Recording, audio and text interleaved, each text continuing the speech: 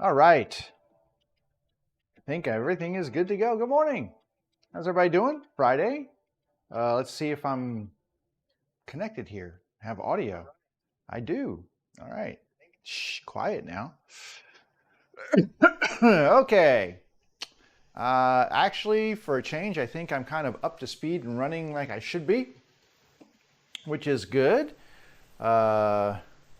Today is Friday. This is episode 73 of JR's Woodshop live stream, and yeah, we've got some stuff to do today, and I'm still milling up boards. I'm pretty much done milling them down to the final spec, and I did that yesterday. I finally finished with the Hickory boards, but not before the Hickory boards had their way with me.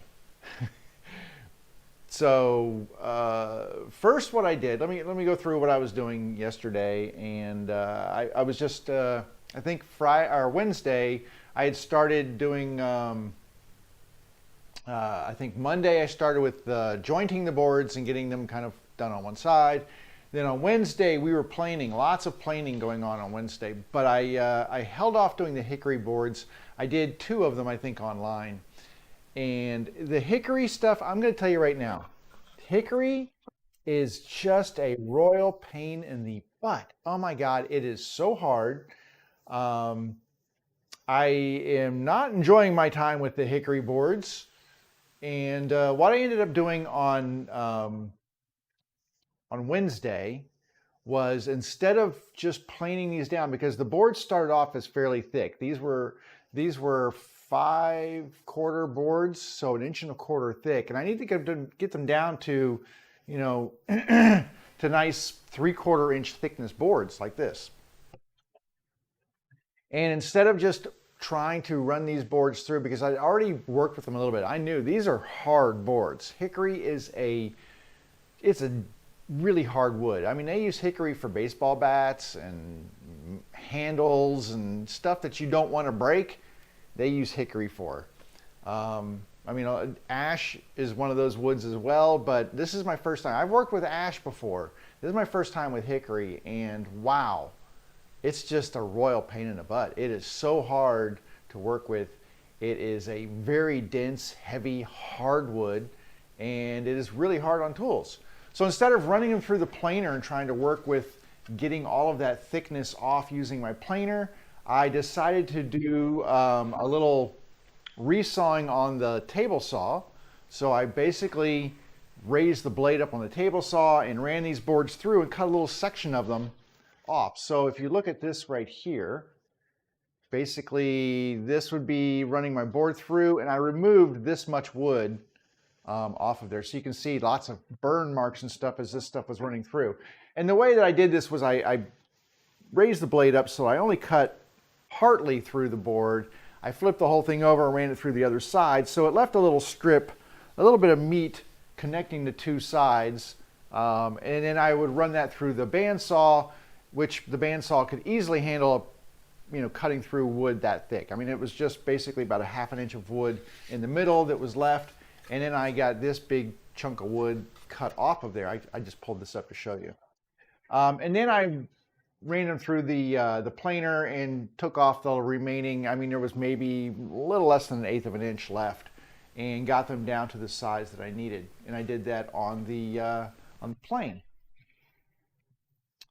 But I had some extra time yesterday after I did that, because I got all the boards down to their final thickness. So all of these boards over here, there is some, what do we got here? Oak, and we've got cherry. So that's a lovely cherry board here. I have some walnut right here. Walnut's lovely. And then some more other various things. But then I also had the hickory boards. So here's hickory.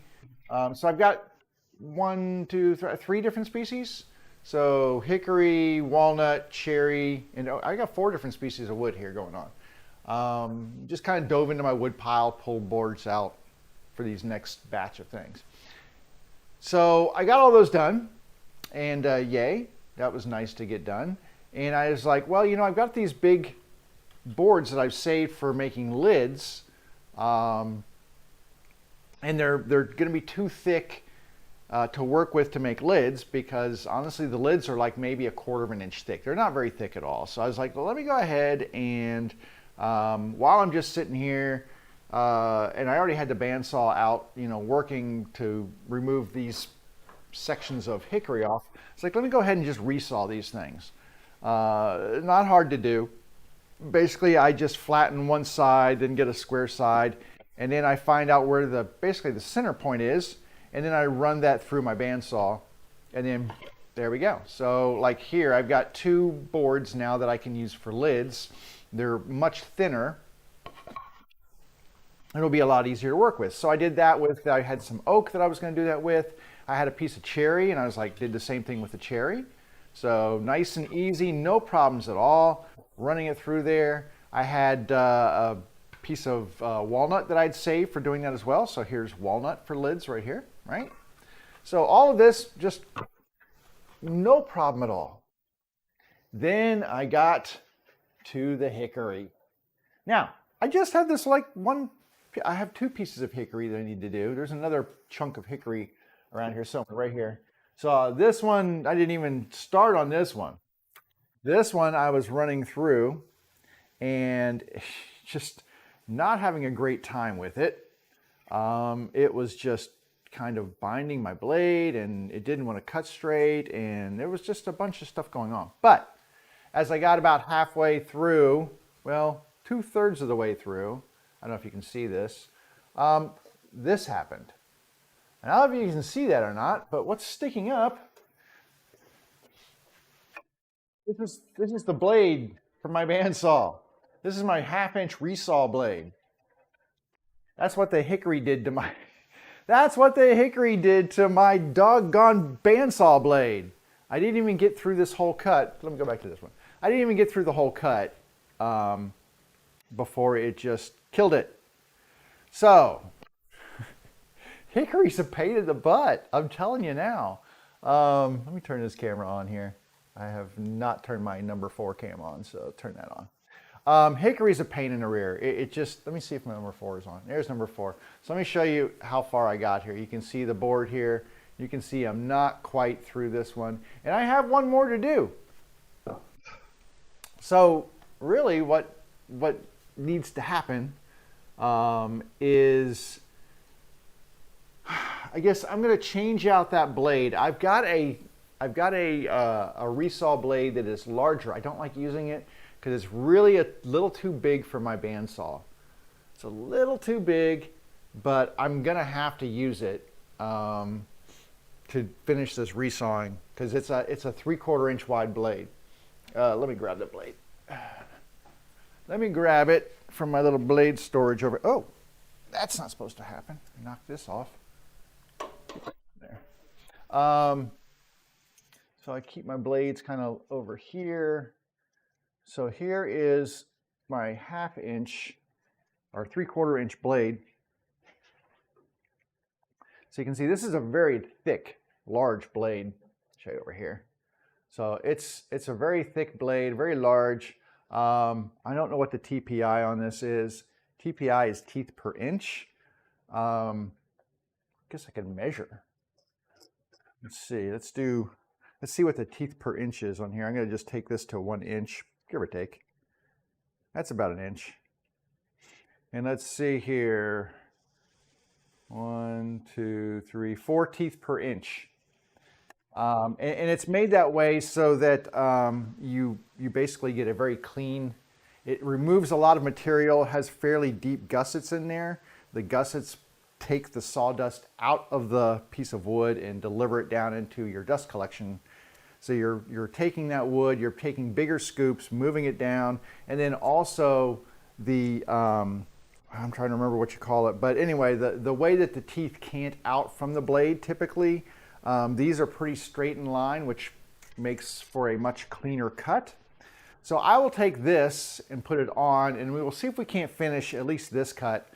This isn't critical right now to get this part done. I just had extra time, and I was like, let me just knock these out. Problem is, I wasn't planning on knocking out my my saw over here. So I need to remove that saw blade, and there's no way I'm getting that fixed. I mean, if it was a $150 blade, I would probably have it fixed. It's not a $150 blade. I think that was like maybe a $20 blade or something like that. And I've used it a lot, but I didn't expect it to die a death like this. Hang on a second. I'm going to change my camera view over here just a little bit. I'm going to walk in front of you for a second. I'm going to go widen out on this camera that's over here on a bandsaw so you can see my clutter and watch me change blades and stuff. And so I'm going to move this stuff out of the way and open this up down here. And then I kind of have to take everything out here. So there is a little nut here that holds the 2 pieces of the table together. So there's a split in the cast iron table here, and this little nut and bolt thing go on here and hold them together. But you have that split so you can slide a blade in there. So I'm going to set all of this stuff over here out of the way so I can find it here in a second. And I'm going to try to remove this thing out of here. I hate bandsaw blades because they are kind of sharp and pointy and such. Okay, there's this out of here. And they're not necessarily as easy to play with when they're busted like this. So there you go. There's busted blade. That wasn't even on a seam or anything. It just snapped. So that is that's just some tough wood. That's all I'm going to say. I'm not sure what to do with this thing now. Usually they twist up and you can get rid of them, but this, I might have to tape it closed. Let me see if I can run it into a circle here, and I'll just wrap some tape around it maybe. And then it'll go into my, well, I'll just put this in my recycle bin because, you know, it can be recycled, I guess. Turned into something else. But I am going to wrap a little tape around here just to keep it together. Like that. And then down here where the other piece of the blade is, whoop, see, so it doesn't pop out like this, because that's a possibility. So I'm going to wrap another piece of tape around here, and we will kind of keep this finger safe, I guess is the best way to put it, because I don't want my fingers to be this thing flipping open and poke anybody in the eye or anything. I'm going to put one more on here just to keep it stabilized. There we go. All right. So there is my old blade, and I'm just going to, like I said, I'm going to toss that into my recycle bin over here. And, oh well. And then I got to get the big one out here. So I'm going to pull this table out, or the bandsaw out just a little bit, just so I can open this door up. And we're going to have to move this thing into the place. So blades like this, kind of, you have to be really careful with them because they like to flip open. So best way to do this is to, there you go. That's the way you do it. You just drop them and let them come open. So now we've got the big blade here. This is not a huge bandsaw. So my blade length is, I think, 99 inches, 99 3/4 inches. I think that's the bandsaw length on here. I have to go back and check and see. There's not a lot of saws that use that length. I think this one and the Rikon or Rikon. I'm going to lower this down just to get it out of the way, and then we can kind of get this straight and fed into here. And then it has to go in down here too. Oh, see, this is what I'm saying. This thing is, it's not an easy workaround with this thing. Now, the one thing I didn't do was lower this. So I need to lower the wheel needs to come down to accommodate me slipping this on. And then once I get it on here, I'm going to step in front of you for a moment, because I need to get this inside the door here. Come on. Get in your notch here. There we go. Up on top here. And it still needs to be lower, I believe. So it doesn't want to quite fit. So we're just going to keep lowering this down until we get this low enough for the blade to slip over. Like this. There we go. Now, typically, if you're going to set up a bandsaw blade, you want the blade and the gullet of the blade, all those teeth should be, I'm going to show you, right in the middle. Like if this was the blade, you want those teeth running right on the middle of that wheel, because the wheel has a crown to it. It's kind of, it's not flat. It has a little bit of a curve to it, and you want those teeth running right on the top of that curve. Not always an easy thing to do when you're running a blade that is as big as this one. Which size I need to, I can't find my, of course now I don't have, I usually have my stuff stuck up here. Oh, there it is. There it is. Okay, I've got a little Allen key, and I'm going to loosen the, that's not the correct Allen key. Of course it's not. Of course I don't have the correct Allen key. Are you the correct one? Probably not. Nope, that's too big. So my correct Allen key is not up here like it should be. I have magnets up here. I just hold stuff on here, but I can't find. I cannot find my Allen key. Maybe it's over here. I may not have put it away. I think this is it. I need to move the guide wheel. That is not it. It's too large. But wait, I have more. But wait, there's more. That's too big. Oh, that's it. Okay, I need to move the guide wheel in the back, the one that pushes. I need to move it back because it's in the way right now. So we're going to slide it back and out of the way. I need to have the, it's hard for you to see, but I need these blades, these cutting edges to be back inside of my blade right here. And I'm going to have to do the same down here. There's another guide wheel down at the bottom. I need to move this one because it's actually touching that one right now. So I need to loosen this. Wow, it's tight. There we go. So loosen this one and slide it back out of the way. Maybe. You gonna move for me? Come on. There we go. Now I can slide this whole configuration back a little bit. That's where I want it. And right here. Okay, everything's on. So now I can start tightening this up and get the wheel to raise up and add tension to the blade. I don't like this system. This is one of the things I really hate about this saw, is this tensioning system up here. It's just this wheel up on top. I hate this. It's janky and the thing comes off, and I wish it just had a crank or something that would make life so much easier, but it does not. But I will do this, and basically all I'm doing is getting tension on that belt to kind of make sure that it's going to run straight. It's not going to have any bow to it. And then once I get it kind of aligned on here, then I will tension it up a lot.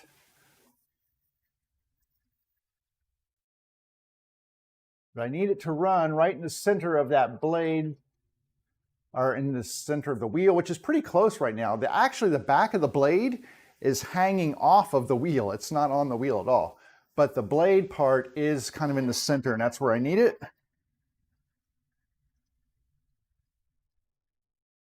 So you can sort of hear it. It's like, is it touching anything? I don't know. And it's touching the wheels down here, so I have to realign everything. All right, now I can start tensioning the bejesus out of this thing, because it's one of the things, this wasn't really tightened either. That's one of the things about a blade is that's a lot of deflection right there. That's too much deflection. And so it needs to be really tight. And a lot of times you're going to tighten these things tighter than you think you should. But you're trying to really minimize that deflection right there. Okay, that's pretty darn tight.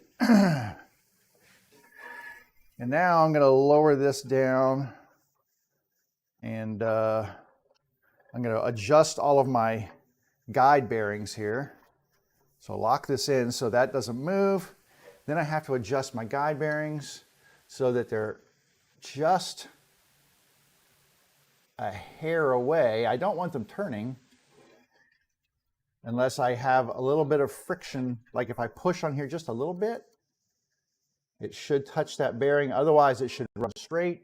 Same with the other side. And you know, the whole purpose of these guide bearings is to ensure that the blade doesn't wander. Oh, that one's really tight. Whew. Tight, tight, tight. All right. So let me set this one.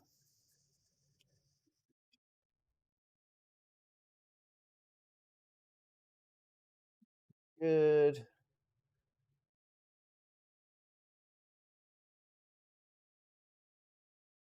Oh, it's still a little too close.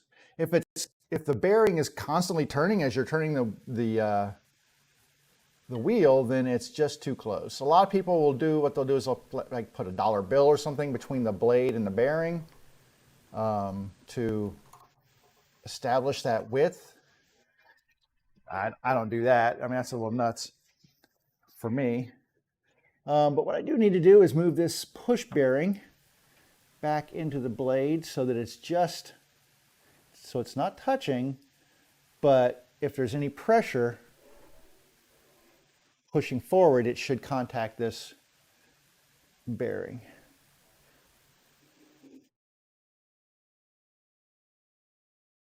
Just off. So I should, if I push my fingers against it, it should contact it, but if I turn the wheel this way, it should not.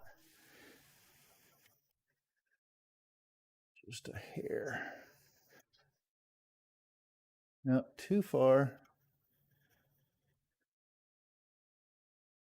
It's hard to get these things just dialed in.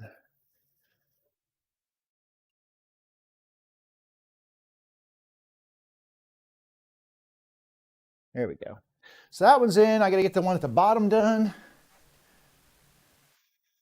And then we should be good. Now I can move this whole thing forward. This one is actually, I probably need to do that. This whole thing needs to move forward. I'm going to move this push bearing back. I'm going to slide these. This is why I don't like putting this blade on. It's a pain in the rear. I'm going to loosen this, slide this whole thing forward because these two side bearings should be just behind the gullet of the blade. Okay, you need to go back further. Move this. There we go. All right. That should be perfect. So I will tighten this up. This is a very exciting live stream to watch, isn't it? Super exciting. I'm sure you're just getting all kinds of stuff out of here. Anyway, inside, I don't know if you can see it, on the door here, there is something I got from Carter Products. This is actually a Carter guide bearing set that I got specifically for this saw. And they sell them for a bunch of different band saws, so you can actually get the Carter bearing set up. Really, really, really nice. Makes a world of difference in how your bandsaw runs. But they sell this little bandsaw setup procedure thing. So they're talking about like back away all your blade guides, adjust the blade so the deepest part of the gullet is in the center of the wheel, which we've done that. And then it says align the front edge of the side blade guides to about a 1/16 inch behind the deepest part of the gullet. So basically that's what I just did, is move these so that they're just behind the deepest part of the gullet. Then it says adjust the thrust bearing to within 1/64 of the back, which is where I said it should just be behind there without touching when you spin it. But if you put any pressure on the blade as you move it down, it should contact that bearing, and that's what you want to do there. Then you adjust the side blades, and then you make sure the table is level and square and all that. So this is just their quick little setup guide to get you better cuts, and it actually is really good. I kind of refer to it just to make sure I'm not skipping any steps. So this is set. I'm going to set my back so that you can't see anything. No, just kidding. I'm going to set this back one again here, so I'm going to get it just to the point where it's not touching. I think that's about close. Is it touching? But if I push on it, that's a little far away. I'll bring it a little closer.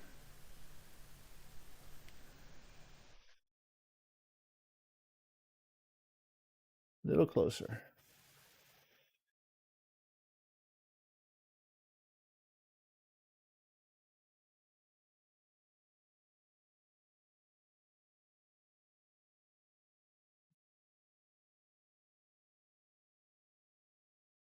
Okay, that's set up. Now I'm going to set up these side guides again. So I'm going to loosen these. pull them out.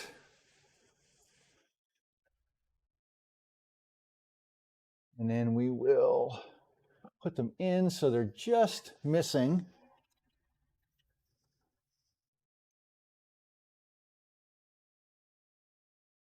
There's that one. These are a little easier to do. They have little handles on the side. You can grab them, which does make it a little bit easier to put these in. And pull them out so that they're just missing that band while it's there. But the thing is, if it starts to turn, it keeps it on course, and that's what you want. Okay, this looks fantastic from the top. Now I need to make sure I get these back ones done. So I'm going to move the thrust bearing back in place over here on the bottom. Because that's the nice part, is this actually has a thrust bearing on the top and the bottom. Some of them only have them on the top, but this pushes it equally from both above and below the work surface, which is kind of nice. It should be a little close. Hang on a second. There we go. It's that one. And then I need to adjust these side bearings down here because I don't want them touching unless they need to.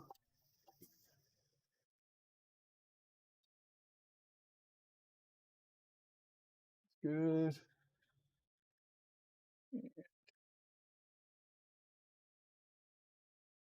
This one, well, this one needs to be moved in.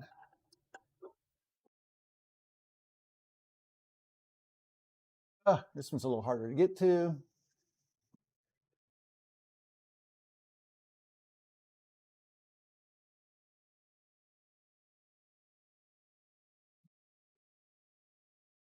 Good.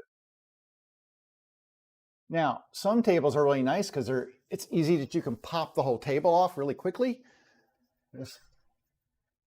This one, not so much. So I kind of have to do all these under table and adjustments and stuff.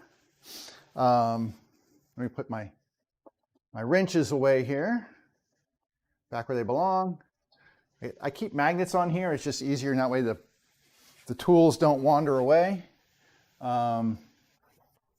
Last thing I need to do is take this piece right here that goes into the table itself and holds it in place, and put the little nut back on there, and there's a little washer, there's a little spacer, but all that goes underneath here, and then that holds the table nice and square so these two sides aren't going to be uneven, because you want them even across the surface there, but you need to have them split so you can get your blade out. So that's what this is for. Okay, put this up here, close this back. How dirty was that? Was that dirty? Yeah, you know what? I got a pile of sawdust, so I'm going to clean that out real quick.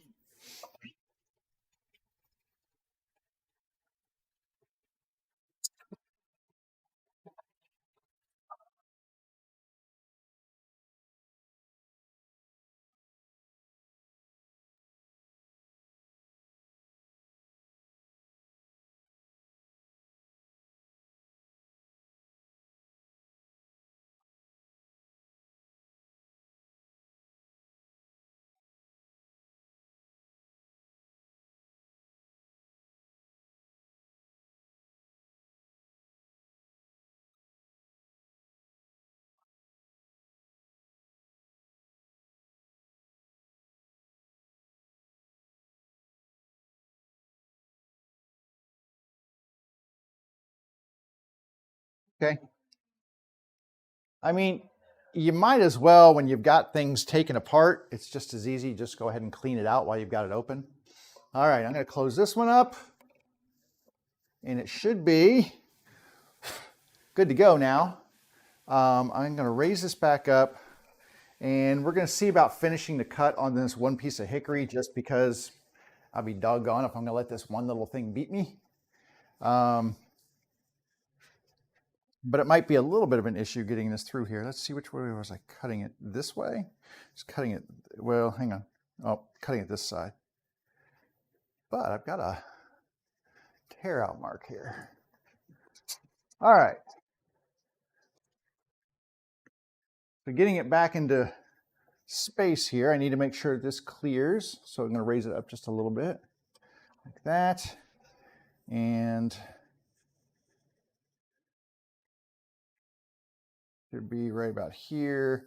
Now, I'm not worried if it's not a perfect cut because I've got plenty of thickness to work with on here. That was kind of the whole point of cutting these the way I did, was it gave me enough area to work with. It's not, I don't want it. Better. Okay, I'm gonna lock this in and let's see how this goes. So I'm gonna try to finish this cut on here. Hopefully this blade will be a little bit better. Part of the problem is my bandsaw is not super powerful. It doesn't have a big giant horsepower motor on here. I think this has like a, what is this? It's a 1 horsepower motor. It's a little underpowered, but you know what? It's what I've got. So I'm gonna go ahead and put my ears on. We're gonna turn this on and we'll go ahead and try to make this last cut and see what we can do with this.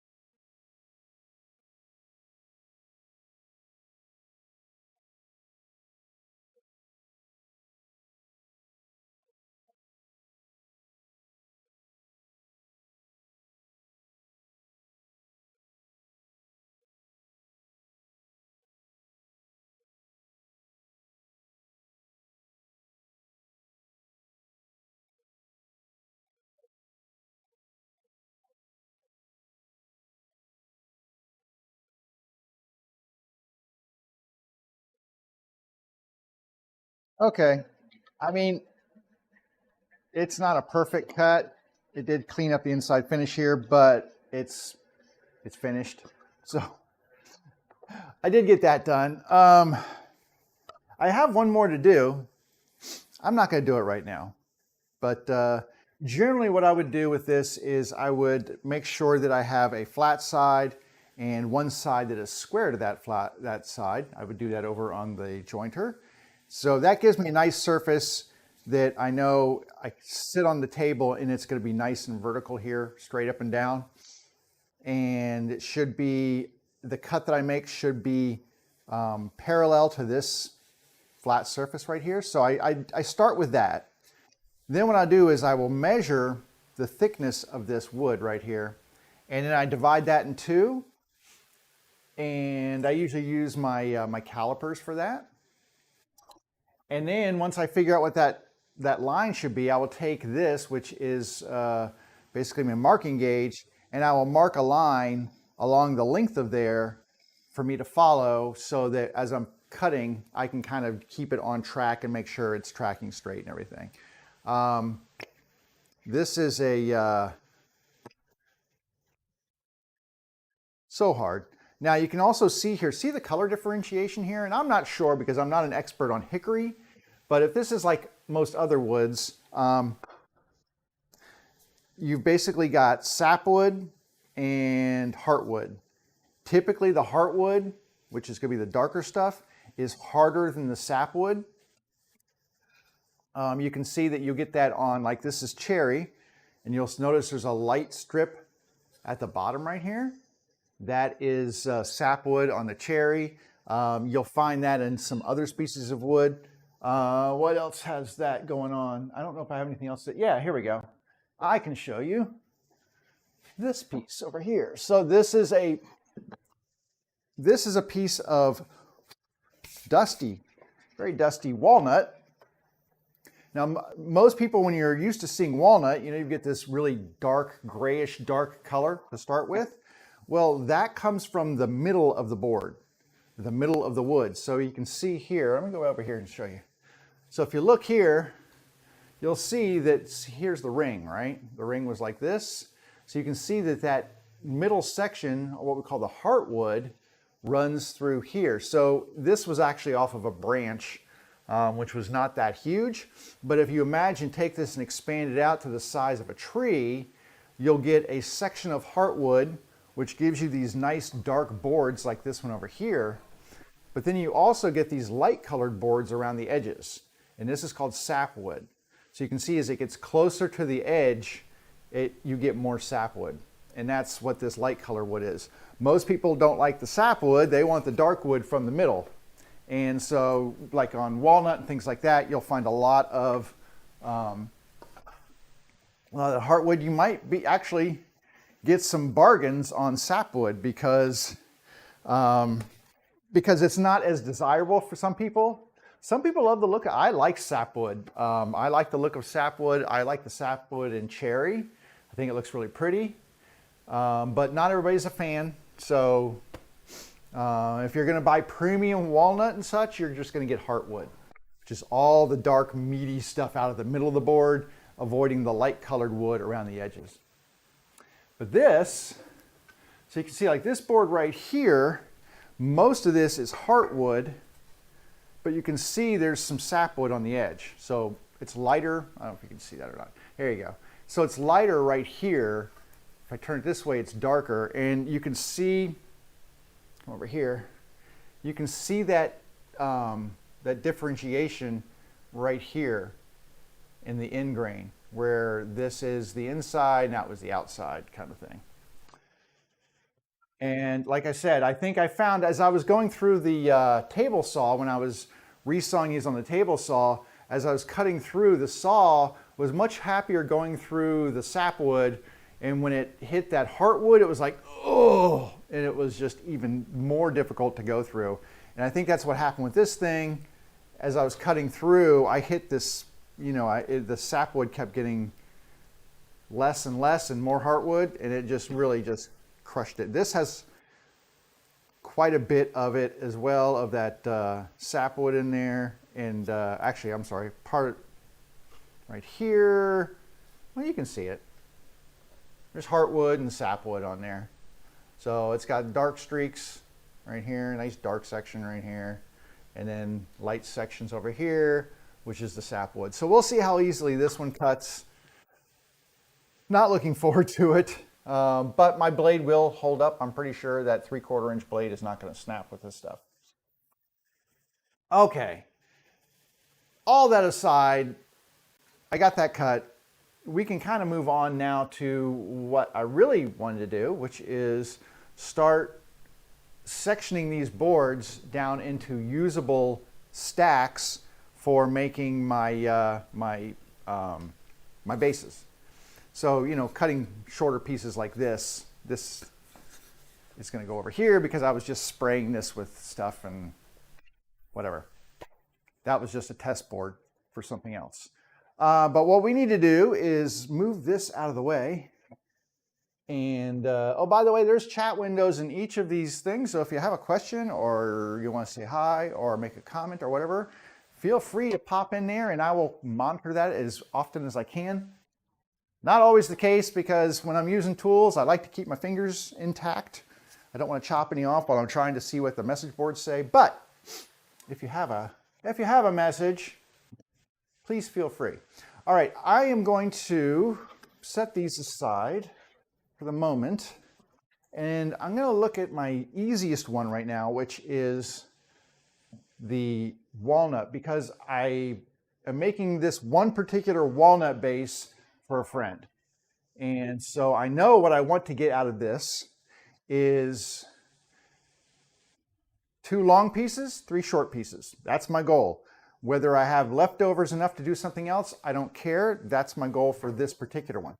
This particular board, not that one, this particular board has some issues in it right here. So there are some rough spots in here. You can see right here, there's a big hole right here, right? A little here. This was not like super premium wood. Super premium wood is very clear. So premium wood would look like this throughout the entire length of the board, right? You pay extra for premium boards.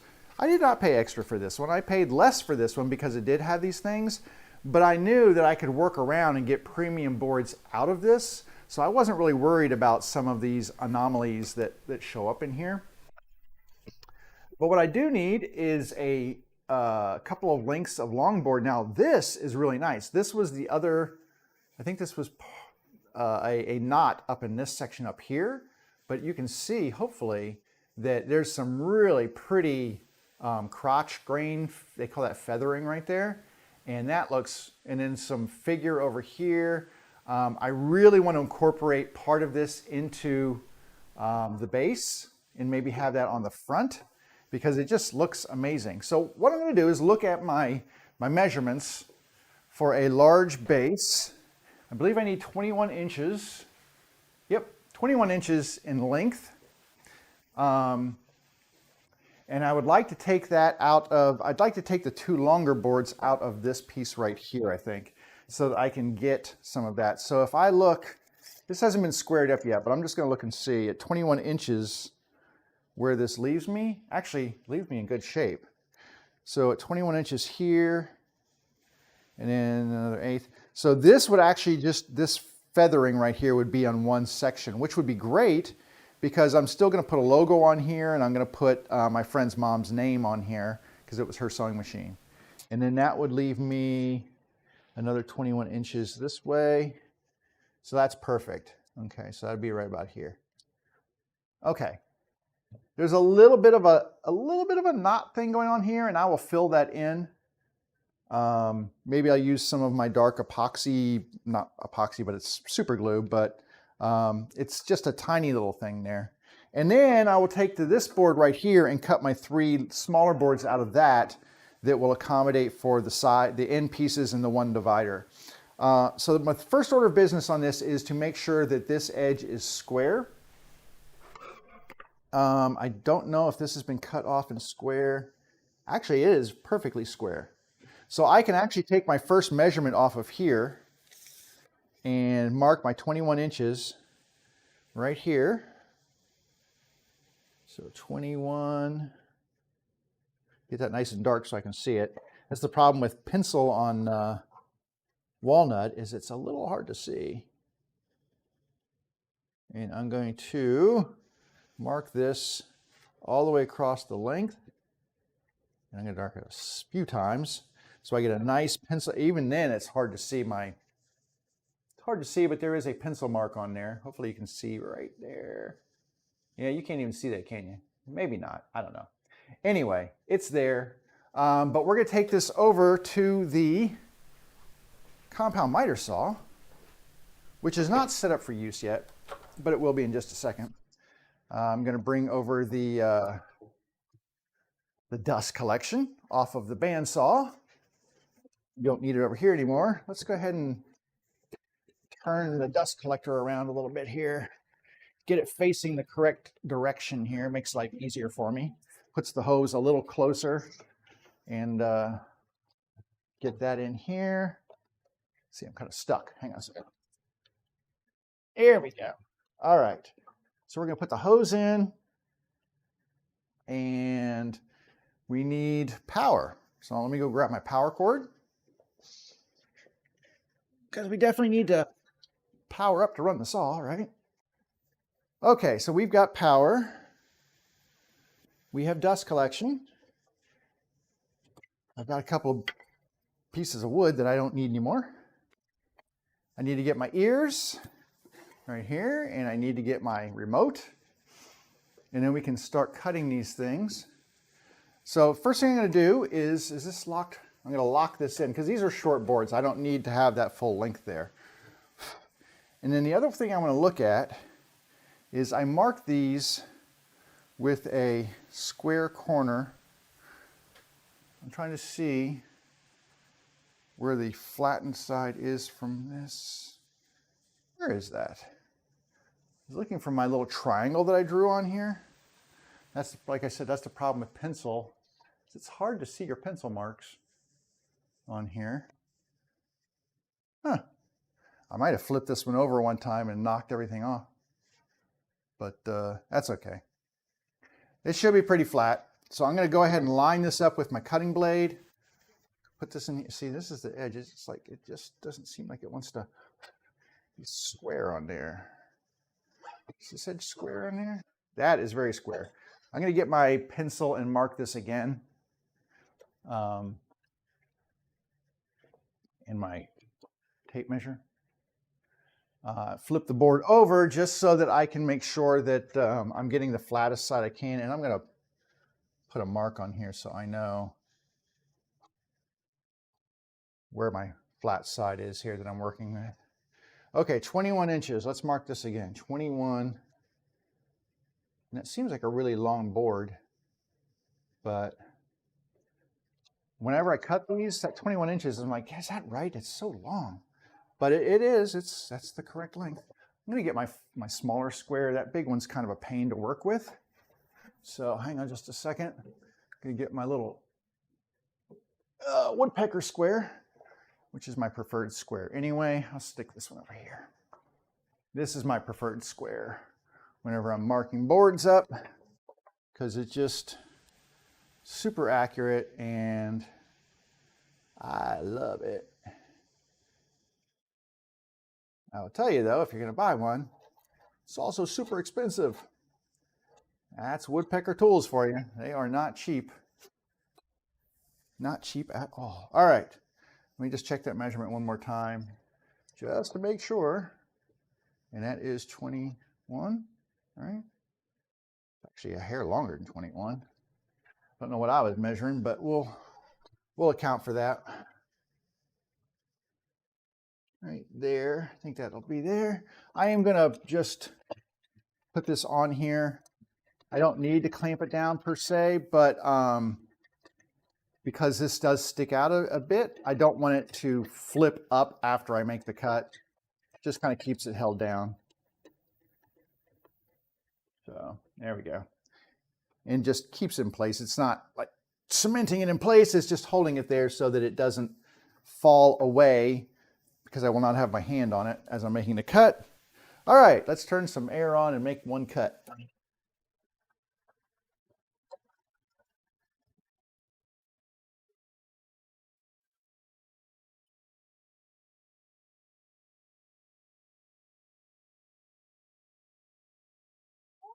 Good. All right, that was perfect. I made a little adjustment with my positioning when I put when I measured the saw coming down. So now what I'm going to do, take that same board and use that board as my measuring stick now against here. I'm going to line up this edge on this side so that it is completely, I'm trying to make them flush with each other. And then I will use that top board that I just cut, and I know is 21 inches, right? Now, I've got a little wobbly thing here. I'm not quite flat. There we go. We'll do it this way.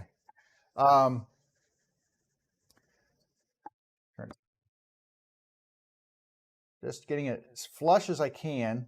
And you use your fingertips. I mean, your fingertips are super sensitive, at least mine are, most people's are, that you can feel. You just rub it up and down the two boards where they meet, and you'll find you can feel when it feels like one board across both of them, then you know you're in the right place. So then what I do is I take this and I just lower the blade down. I don't want to press it into this board, but down close to it. And I just push forward until it makes contact with that top board. Then I know it's going to cut in exactly the same place.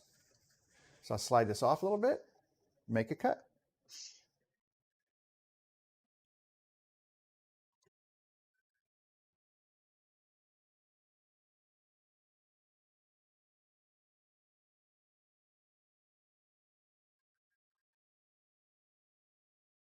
Now I have two boards that are basically the exact same length.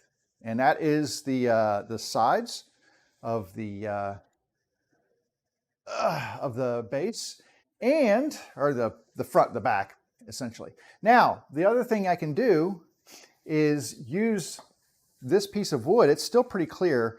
It's got some marks on this side, but I don't really care about those as much because this side is really pretty. So as long as this is gonna be the outer facing side, I don't care what's in here.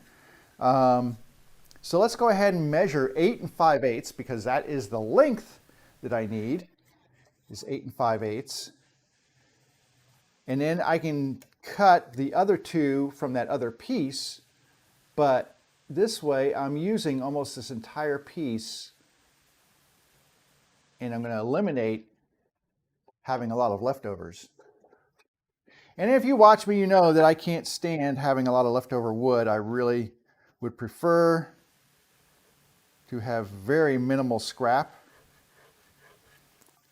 And this is going to leave me like maybe 3/4 of an inch, well, 5/8, 7/8, somewhere there, less than an inch of scrap is what I'm left with here.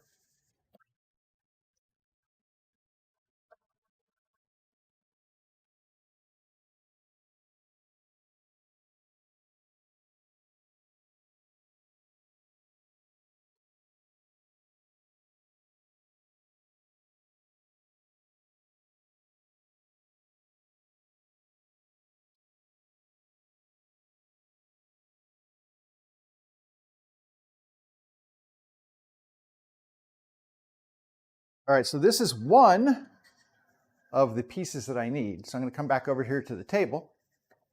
So I've got one of my pieces for the end.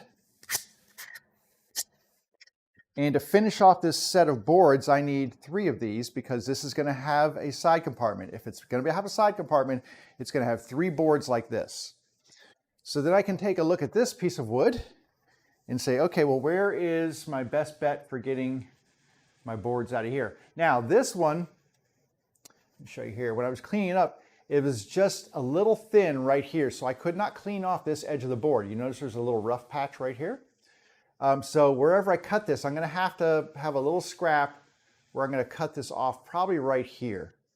In fact, I'm going to do that right now so I have a nice clean place, because then I can take a piece from here and a piece from here. That gives me 2 nice clean pieces there.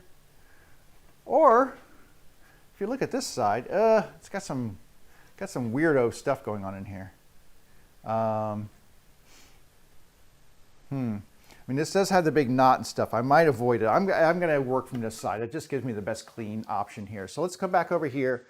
Let's get this cleaned off on this one edge, and then we will make some measurements to make that look better. So I'm going to get a nice clean part here.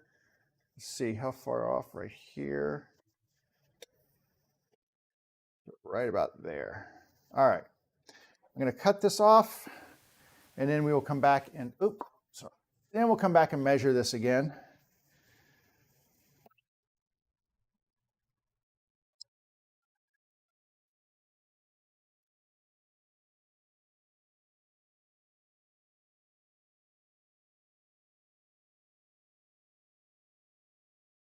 I do love the smell of walnut. The walnut, when you cut it, just really, really unique smell, and I do love that. All right. Now, actually, I don't need to measure this. Walking right in your face. I don't really need to measure this as much as I'm going to take this board right here that I just cut, that I know is 8 5/8, and I will use that to size up the next boards. And same way, I will flush it up over here on this side till it feels like it's just one board instead of 2. So I use my fingertips for that. And then I slide it into the teeth of the blade, and wherever that makes contact, that's my cutting point, and it'll make it an exact copy of this one. And that I have found is the most efficient way for me to do this. So I need 2 of these, so let's get 2. Let's get 2, shall we? All right, that's on there, this on here. And once again, I will just use this to hold the board down, not to actually put pressure on it necessarily, but to keep it from flipping up. So let me get this right there. There we go. That's perfect. I'm going to hold it in place. I'm just going to tighten this a little bit. And we make sure that that is perfect. It is. All right, we're going to make a cut here.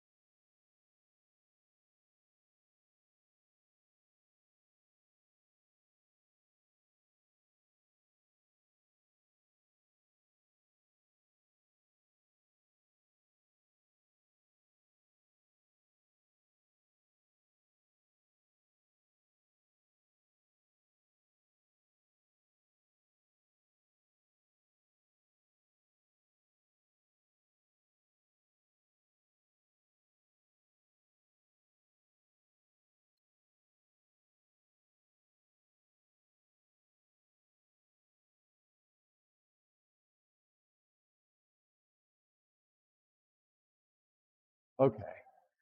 So this is what I would call a complete board set right here for making one of my bases. And what that means is I've got my two long boards, which will be the front and the back of the base. I have the three shorter boards, which make up the two end pieces and the divider between the storage compartment and the main compartment. And that is how I come up with my group sets for making bases. It's that simple. Once I have it in this format, then I can go ahead and really start getting into cutting pockets for handles on the CNC, for doing the carving, for doing the joinery and things like that. Once I get them into these sets, it kind of moves a lot faster because I'm not having to keep going back and cutting boards to size and things like that. So I always try to make my group sets based on the output that I'm going to be making here. These boards kind of warped a little bit. They're really long, and what happens over, I don't know if you can see this. I'm gonna hold this up and see if you can see how bent this board looks. See that curve in the board right there? It's like a little curvy right here. I mean, as I sight down it, it's like, it's a little curved. That happens when you are milling up really long boards. Sometimes what I'll do is after I mill them, I actually clamp them down to my workspace. If I'm going to be using them as long boards, I will clamp them down to keep their flatness while they kind of relax after being cut. But because these are going to be shorter, that little bit of bend in the board is going to be almost minuscule in a shorter board. It's almost immeasurable when I cut a shorter board. So it's really apparent in long boards, not as apparent in the short boards. So, and you know what, if I take those ears off, I don't have to talk as loud. I know I don't have to talk as loud anyway, but it feels like I do. So sorry if I was talking loud. Hopefully you were able to turn your volume down. I will talk quieter now. But I need to figure out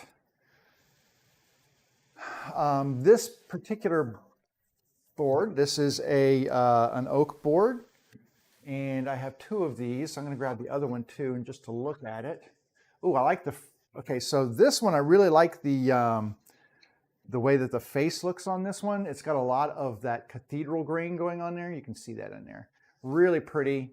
I think I would like to use these as a front. Now, interesting that this has a little bit of a crack. If you can see that right in here in the end, there's a little cracking right in the end of this board. So I kind of have to be careful of that. If I use this into the board, what I would probably do is put some super glue in there just to shore that up. Just some clear super glue. I would just drop it in there. No, I wouldn't clamp it or anything, but all that does is it solidifies that crack so it doesn't spread. I've also got little wormholes in here, which are interesting. I mean, they're not the end of the world. I mean, it's natural and it's kind of cool looking, but anywho, I think for this one, I'm going to use this to cut my face boards out of. So I need to chop the end of this off because it's not quite square. And then how many end boards can I get out of here? So that would be what, 21, 42. Yeah, I'm not gonna get them all out of here.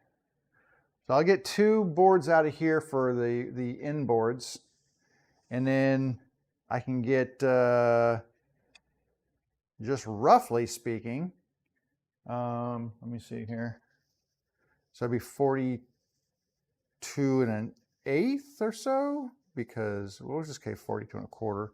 I'm accounting for the kerf. I'm just trying to see what I can get for end pieces. So 8 5/8. So there's 1, and let's try this one. So I can get 2 end boards out of here, which means I only need to take 1 off the other board. So I need to take 1 out of here to make another end board, because I can get 2 end boards out of here, 2 smaller boards, and then I'll take 1 off of this one. Now that leaves me with a lot of wood left over, right?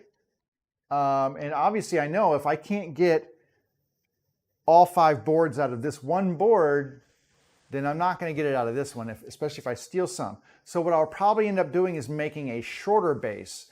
So the short base, I think the long pieces are 16 1/4. I want to say it's 16 1/4. But let me look real quick and see. 16 1/4. So that means it's not going to have a side compartment. But at 16 1/4 inches, let's see, 16 1/4, and that makes 32 1/2 plus the kerf. And then I would need 8 5/8 twice, right? So right here, right there, give or take. And then same thing here. So I have enough to make a shorter one here, because I'm going to have 1 extra. So that works. So I can do 1 with a compartment, 1 without a compartment. And that will use up the majority of the wood from these 2 boards. So, yay. All right, I'm going to go clean up this one corner right here. And then maybe I'm going to work from this end. Where's my... So that's my flat side. I think I want to work from this end down here first, because there's no splits down here. If I can spare myself from using the split end, I think I will. And I don't know, this may have already been squared off here. Let me check. It's pretty darn square. Just looking, not a lot of light coming through there. That's pretty square. So I think I'm going to go ahead and just measure this out from right here. Excuse me. So we will measure out 21 inches. And I just like the look of this particular board right here. I think it's prettier with that cathedral pattern on there. Like I said, I normally use quarter sawn. So this is a little different for me to use the flat sawn stuff. But the flat sawn gets you that really nice cathedral pattern. So there's benefits to both. Quarter sawn is much more stable. And you also get the benefit of having those medullary rays in oak that I get on the, I can see those on the side here, but you don't have them on the face. So, you know, is what it is. All right, let's take this over here. Oh, and we will get rid of this piece of walnut that's hanging out over here. Unfortunately, this walnut, there's not enough of this left to do anything with.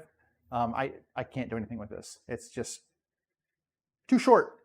So this will go into my scrap pile, and I'll use it for something else at some point in time. I might use it for a lid of something, or who knows. I mean, but it also has this big crack in it from a knot right here, and then it also has a vacant knot hole right here, and then another little size one, and then another one up here. So this is kind of rough, and it has a little crack right here. This is a rough piece of wood right there.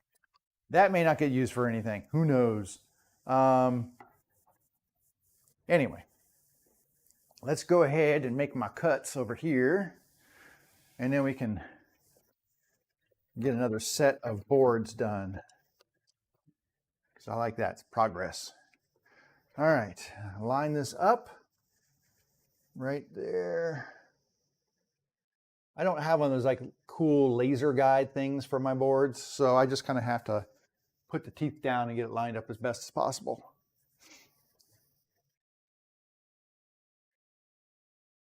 Oh, UPS guy out there. No, he's not bringing me anything. Sadness.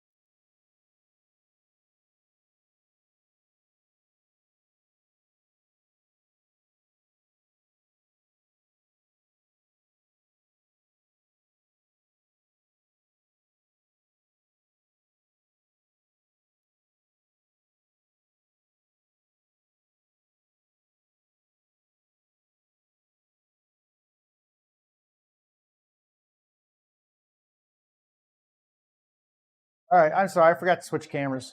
I'll do that this time. I'm gonna go measure my 8 5/8 for this board right here, and then we'll cut 2 of those. And then we'll go to that longer board to get that last one cut out. Grab a pencil over here.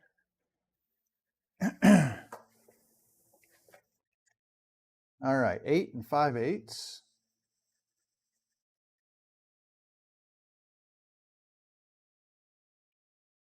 And use my woodpecker to make that line all the way down. Okay. Don't need this.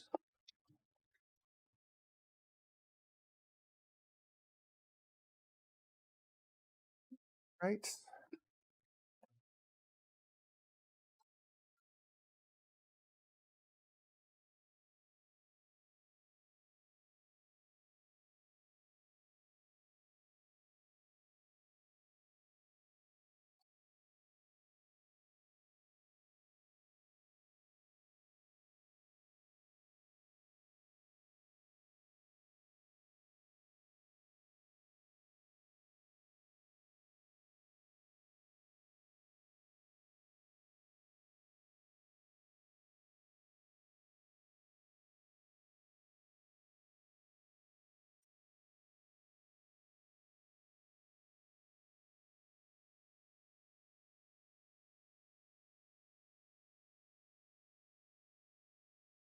Yeah, that actually worked out really well because this last little piece right here, this is where that cracking was, and that's the scrap piece. So really, we didn't carry, there's just a tiny, tiny bit of that cracking right in the end of this board right here, but I might drizzle a little bit of super glue inside there just to kind of shore that up, but really almost nothing.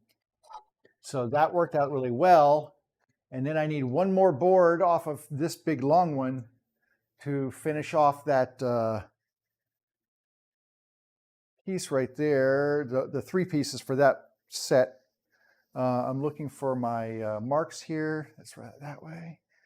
So I might run it through. I think I like this side for that final piece right here. So I'm going to use this end here. This is just in the way.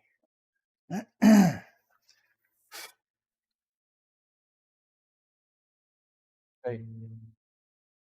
Oh, it's the lawnmower guys. He's on a Friday. He's usually here on Thursday, so kind of unusual for the lawnmower guy next door. But it is a pretty day. If I wanted to cut grass, this would be the day to do it. It is, by the way, it's glorious outside. My shop was like in the 60s this morning. I was so happy. Hadn't been in the 60s in forever. All right, let me get this clamped down over here just to keep my board from flipping up on me. Good. All right. Last cut for this piece.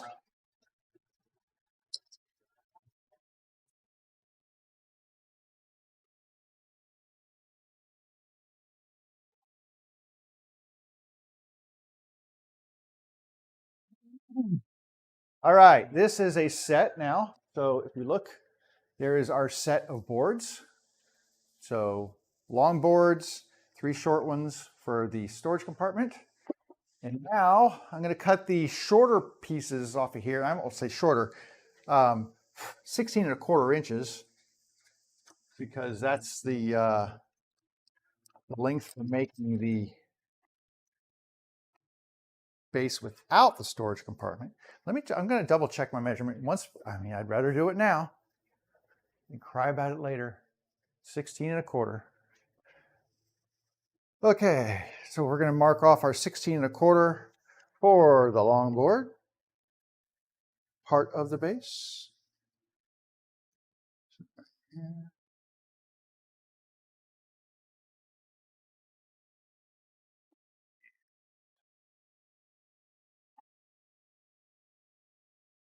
Okay, really? Little spider? Come on, go away. Hate these little tiny spiders, man. Hate them. All righty.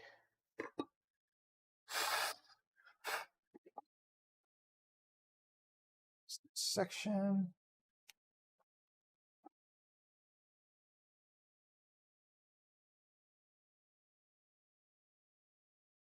There.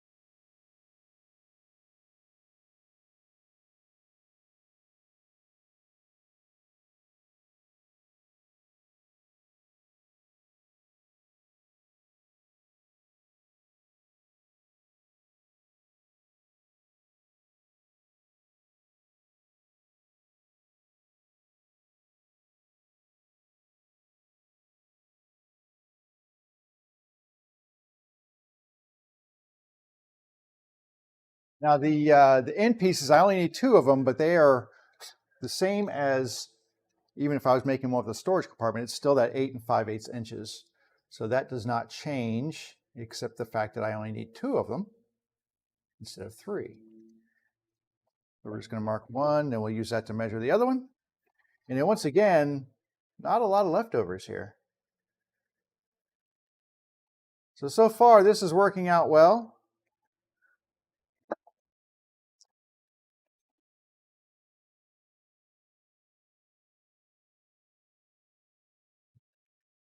Cut 1, then we'll use that to measure the other one and get these done quick.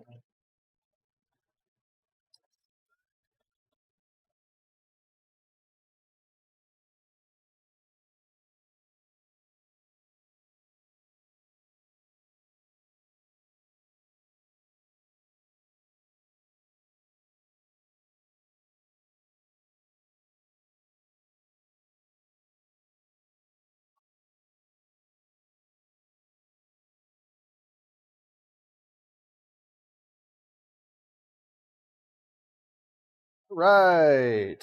I am happy about this. So once again, I've got, here's a set for a smaller base. Honestly, what you're looking at is something that looks kind of like that, right? That's the box that we're going for now. The other ones have another piece like this that fits in here, and there's a side storage base. So this is a really simple one, though. The nice thing, though, about this, besides the fact that I'm catching my little rubber pad there, is that this is the scrap left over from that board. So out of those 2 boards, I'm left with this. I can live with that. That's nice. And I use these for different things, for checking a roundover bit on here, or for doing my rounded edges. And I'll use these as a board to clamp to the edge to keep me from getting tear out from a router bit or something. So I use those pieces. They don't just get into the burn pile and not get used. They will get used for something. That is for certain. But anyway, so I've got 3 groups of boards now set. I've got my two oak ones done. Those are nice. And I've got the walnut done. So I can move on to something easy like cherry. My cherry boards are not as long, so I'm not sure what I'm going to get out of these. I have, how many cherry boards do I have here? 1, 2, I have 3. That's all I've got for cherry is 3. Could have sworn I had more cherry than that. Maybe not. 1, 2, 3 cherry boards. And I've got a lot of these hickory boards. Damn you, hickory. So a lot of hickory stuff, so we'll see. But for this cherry, let's see what we can get out of the cherry. Let's make a long one. My long one's nice. That's my most profitable board. I like to get my profit, you know. So let's check that. Let me grab my pencil and stuff. And for not a lot more wood, you know, there's a bit of profit taking going on here. So I'm going to check this one for square. It's nice and square on the end. So I can take my measurement right off the end there. Let's see what we got for board length here. So if I take one at 21 right here, you know what I want to do? I'm going to take these headphones off, these earphones, because they're kind of annoying. And then, hang on, what? Oh, look, Adobe stock earnings, nice. I made $2.75 yesterday off my stock photos. Good job. Bidding at $124 for what? What was I looking at that was $124 on eBay? You know, I can't ever remember. Probably ended already. Oh, it's for a camera. It's not over yet. Someone is selling a GoPro Hero 8, and it ends at Pacific Daylight Time. Was that ended already? It may have ended already. I bet it ended already. No, there's 10 hours left. $124.50 for a GoPro Hero 8. Not bad. So, you know, maybe I'll bid on it. Maybe I won't. All right, I'm going to measure out another one at 21 inches. So that'll be 41 on here. All right, and let's see what that leaves me. For board wise, that'll let me cut basically one short piece off the end here. Do it this way. One short piece off the end, because it'll be 8 5/8, right? Yeah, which leaves me just like 2 inches of scrap on the end. Was that 2.5 inches of scrap on the end of this one? But I will need 2 more short pieces to complete that. So I can get 2 long pieces and then 2.5. Now the other thing I want to look at, especially with the cherry boards, is I like to have a little grain variation going on in the faces of them. I like them to kind of be cool looking. This one's actually not bad. Is it the same size? This might be, is it the same length? It is the same length. Yeah, these all came out of the same board, actually. I don't know what I'm thinking. I like the grain variation on this. I don't know if you can see the grain on here. Let me show you. So this has some really pretty grain right through here. And I always like to try to pick, I mean, some of these are really, let me show you kind of like this is just, it's just straight flat grain going through. There's not a lot going on here. It's just nice and straight. There's not a lot of variation in that grain. This has a little bit more variation. It's kind of slanted. It's got some wide, some short. And it's almost cathedraled in there. And I think I like this better for a face grain, at least for this one board. So let me once again check to make sure this is square. It is. And I'm going to measure out 21 inches on here. because that's, like I said, I try to make the prettiest board out front, and then I use the little bit, I won't call them boring, but I don't know, well, the more boring patterns, we will use those for the end pieces, because I don't know that that is as necessary. But I do like to have a pretty piece up front as kind of like a show piece for it. So that looks really good. I'm gonna go ahead and take this over and cut it, and then we'll figure out what we're gonna do with the others. Like I said, I have to cut 2 shorter ones out of here, and that'll leave us some board length left over, and we'll see what we can get out of there. I might be able to get, I think I can get 2 long ones out of this. And I'm absolutely sure I can. Absolutely sure. But you never know. My absolutely sure, sometimes not as good as it should be. Okay, let's come back over here, and we will at least get one of these cut down into the proper length. Down here. Right there. Okay.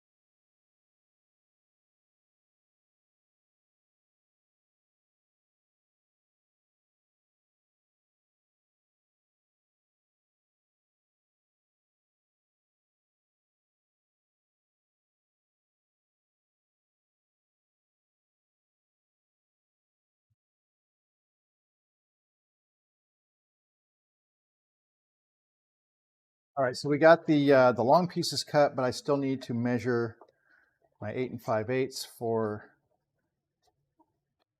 the shorter pieces here. This one little left over.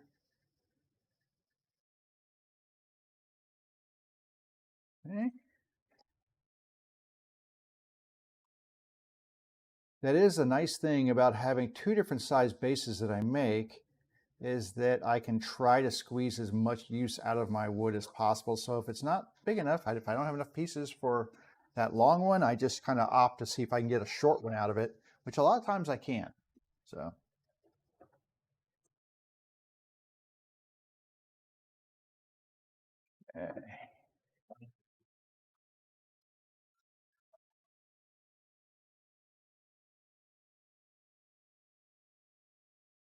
Once again, that's my scrap that I'm left with on this piece right here. So really efficient use. I'm going to come over here and grab, which one do I want to use for end pieces? I'm not sure. I kind of like this one. You know, I'm going to use this one. I don't know why, but I kind of like that one over there. This one has some much wider grain pattern up through here, but sometimes I find that a little boring. It's just a big giant wash of color right here. Not as interesting, I think. So we will use that for end pieces. Let me make sure this is square though. There it is. Let me make sure this is square on the end here. And it appears to be not square. So I'm going to square this up on the end here because I want this to be very square. I'm just going to nip the edge of this off.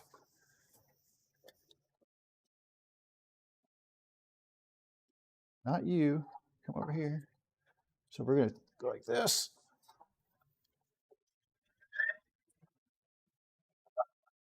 There we go. I just knocked off the edge of this board, but I want it to be nice and square. And so that is now perfectly square, which means I will now get better cuts on here. Oh yeah, that's nice. Okay. All righty. We don't want this tipping up into the air. This down here.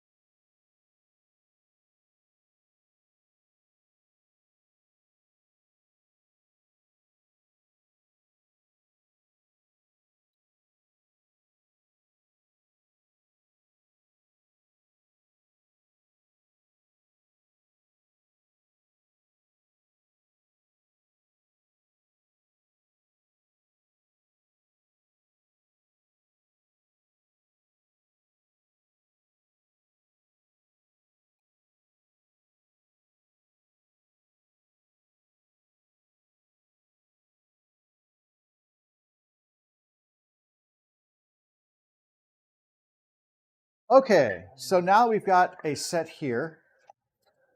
All right, so I've got a full set right here. Now I kind of have to figure out how I want to work these remaining two boards into their sets. After I check my phone. Ah, okay. It's my son. My eldest son sending me messages. So, all right, so I think what I'm going to do, measure this out, is I want to see what I can come up with in terms of board length here. I'm going to have some left over. I don't need all of this. 20, 16, 20. I can get all three of the short boards out of here. And I think that's a good place to start, right? So I can get all three out because if I go 8 5/8, I'm going to measure this out here. And I'm just measuring 8 5/8 off of all of these. So 8 5/8. Just roughly measuring it here, just so I know that I can absolutely get, there we go, 8 5/8. So I can get 8 5/8 out of all of these. I can actually get 4 of them out of this piece right here. But I can get my 3 short boards out of here, then I can get 2 long boards. Now, and then that's pretty much I'm hosed. I can't do anything else with it. I will have some extras. I'll save it for another project. I always use cherry, so if I have an extra cherry board, it allows me to use it at a different time. I will take this. I need 42 inches to do the long board out of here. So yeah, you can see I'll have about, I don't know, 10 inches of board left over here, and about, what am I going to have over here? About 10 inches. So I'll have about 10 inches on each of these boards left over. Not enough to do anything with, but I can certainly save it and use it for other projects. So that's probably the best thing for right now. Let me go ahead and I marked this one already. Let me make sure that mark is accurate. We'll just take it back over. Oh, that's not accurate. That's not accurate. You want accuracy. There we go. We'll go back over here and we will make these sides. And I need 3 of them out of here. So we'll take all 3 out of this piece of wood, which is just easy. I'll just cut and move, cut and move.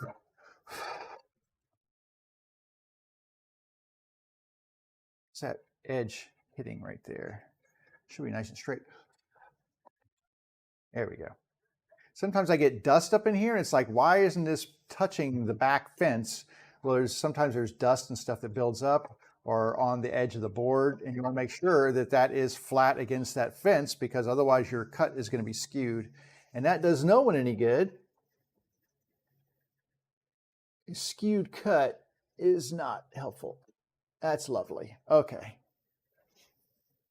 I'm going to put this down just to hold it.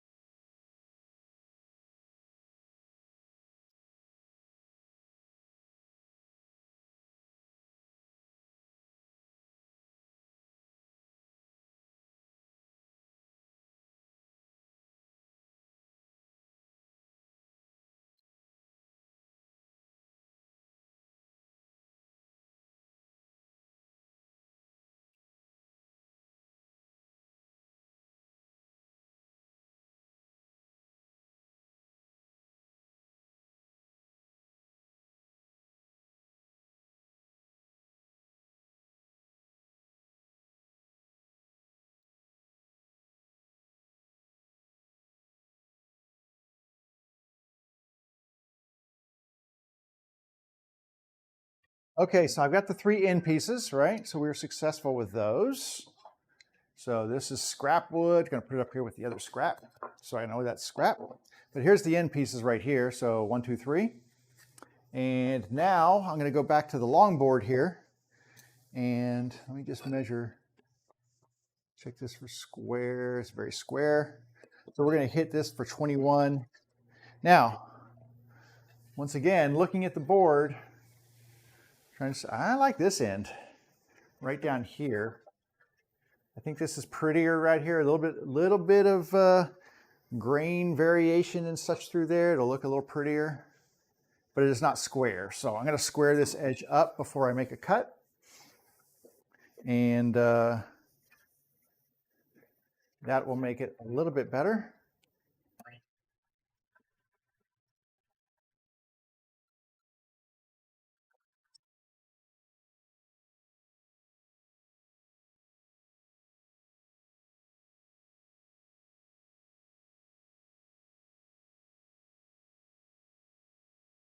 Okay, now we have a nice straight edge that we can measure from. So let me, that's lovely. No light getting through there. Now I can mark 21 inches on here and know that it will be pretty darn accurate.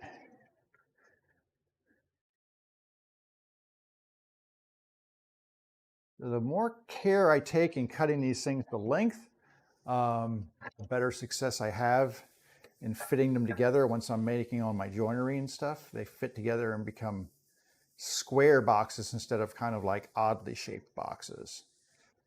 And it all starts with really nice straight corner cuts and such.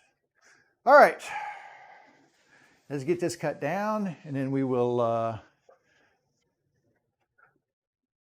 move on to the hickory and see what we can do with that stuff. So let me get this one sized up.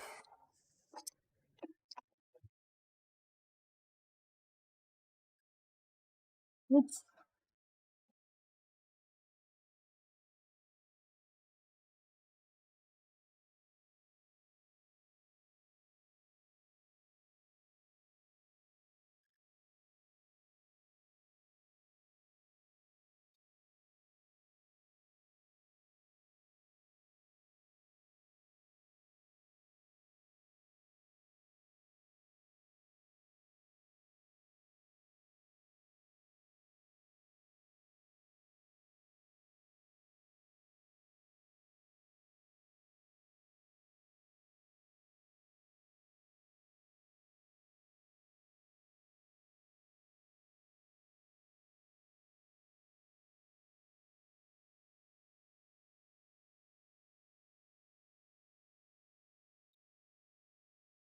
All righty, looking good.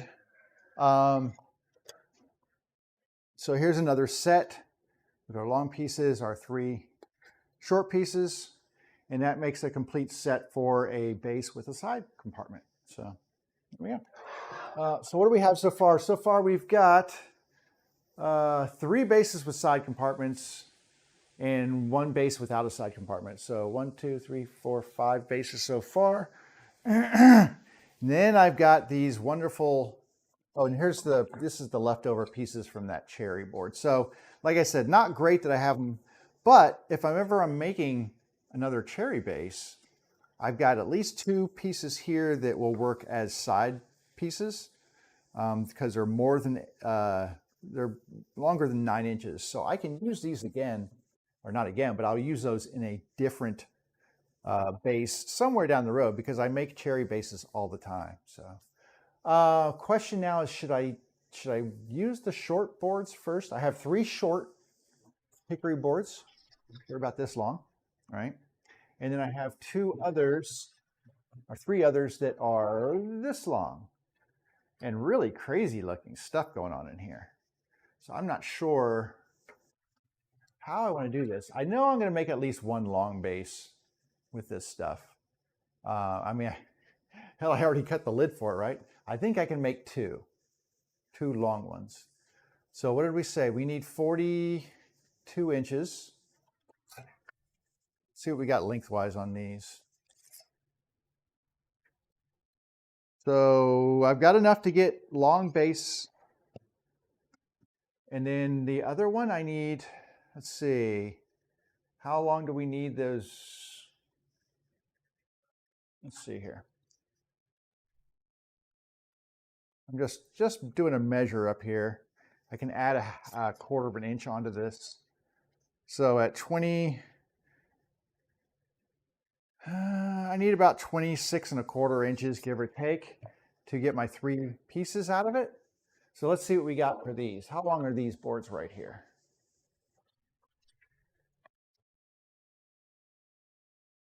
They're not long enough. That presents a problem. I'm going to be about short by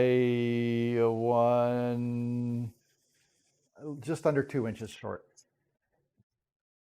These were just a little longer. So really what's going to happen is, now let me see, hang on. Actually, I got another. I could cut my long boards out of these. So this is 21 inches here. Does that look okay? I mean, that's kind of cool looking, right? It's kind of got some cool look to it. That could be one. And I could do another long board cut out of here. So this is kind of cool, kind of that same look to it, right? It's got a little bit here where it's missing, but that's okay because this, I think, would account for that. Oh, this is also not very wide either. This is a hair short, so I'm going to have to trim this down even farther. Yikes. Okay, I'm going to abandon that idea then. Unless I can get it out of here. It's actually not bad. I could do it out of this piece. Whew, that's rough. What do I got here? What's 21 on that side? 21.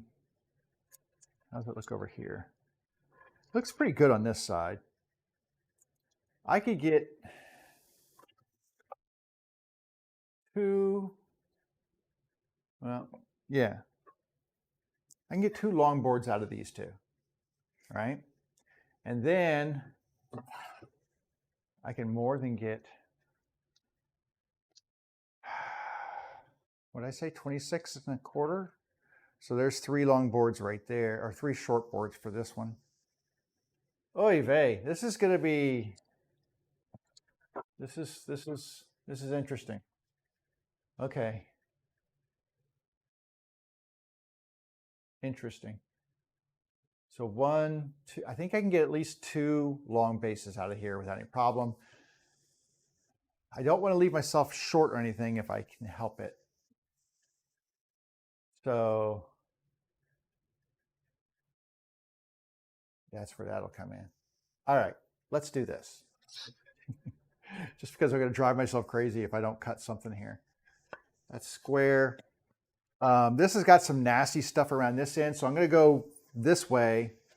It looks pretty good on this. Oh, it's got a crack right there, but I think this is okay. Oh, God, this is not a great board right here. It's not a great board. Shoot a monkey. I don't know what to do. Let's see what this looks like. You know what? This is a good looking board here. I'm going to take my 2 long ones out of here. At least to start with. This needs to be trimmed off. I'm going to trim this edge off here. And then we'll do some measurement and we'll do some more cutting. Ugh. This hickory is just a bad idea all around. Just a bad idea.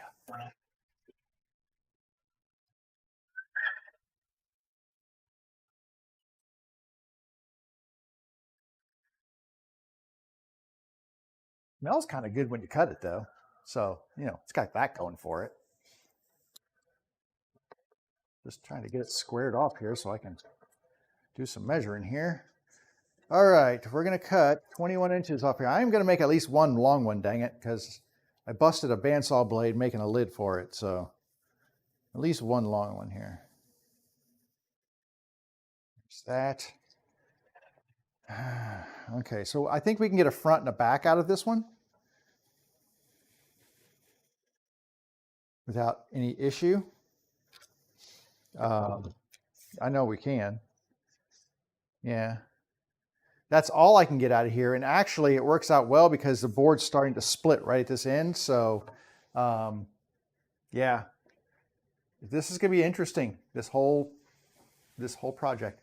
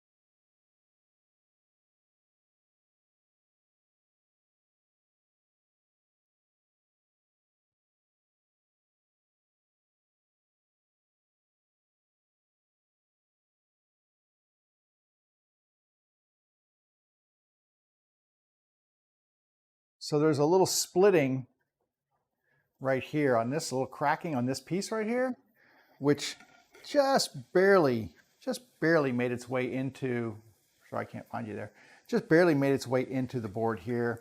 Once again, I will super glue these as necessary, but these are the two boards I came away with, and I'm not 100% happy with either of them. This one's not bad. This one might be the front. I don't know. Anyway, there's two long boards. I got two long boards right here. I need 3 short boards to go with it. So where am I going to make the short boards out of? One of the short boards is going to come out of this piece because the board that goes between the storage base and the end, the one that makes up the little divider, is actually shorter than the other ones. So it always gets cut down to a little bit shorter. So because this board is still rough right here, I know that this board's a little short. I'm not worried about it. I will use this as the dividers for these two pieces here. So, but I need to cut a couple of pieces out of here maybe. Does this look good for an end piece? Yeah, I guess. I actually didn't mind this one for a long piece. How about this one? Yeah, we'll use this one for, oh God. This is just an ugly, ugly, ugly project here. All right, I'm gonna cut 8 5/8 off of this one. We're just gonna go for it here and see what we get. If I have some leftovers, I might cut it out of the middle of this piece. I might cut this down so that I can get kind of cherry pick the nice wood out of the middle of some of these knots and such. And that would probably not be a bad thing to do. Like if you look here, I've got this ugly knot right here. And then I've got this ugly knot here, but in between there is probably 8 5/8 inches. There is. So there's 8 5/8 inches I can use right here. And I would still have the same amount of scrap. I'm just going to take this piece out of the middle. And that's what I will do for these. So, you know, we got that going for us. Let me make sure this is square. Okay. All right, let's see if we can work this out here. I have to be a little bit more selective with the wood. I just can't go down the line. I'm going to have to, like, you know, take little bits and pieces out of this thing as we go down the line. And that is, why is it like that? Hang on a second. Hang on a second. I need a nice square edge to put this against too, and it's not the one I was just looking at. So I need a nice square edge against that fence to make these cuts. Put you back over on number 2 here.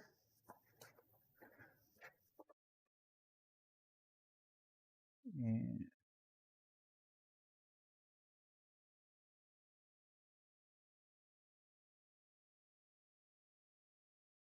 okay, it should be the same spot, right? Yep. Okay. I just needed a more square edge here. The hell? The Hell's Angels rolling up my street. Not really, just a dude on his motorcycle.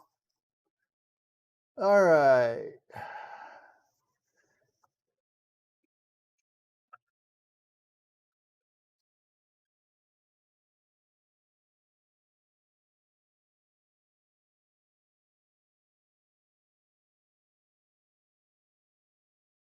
Okay, so for this, I'm going to go to the edge of this thing and cut this off. And then we will figure out where we can cut the rest of this out of. So let me hang on a second. I need to go back over to the table over here and make a little measurement.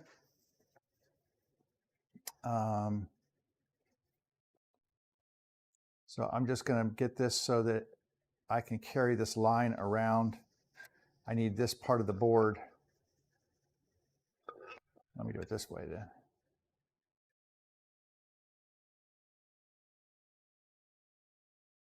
And this part right here.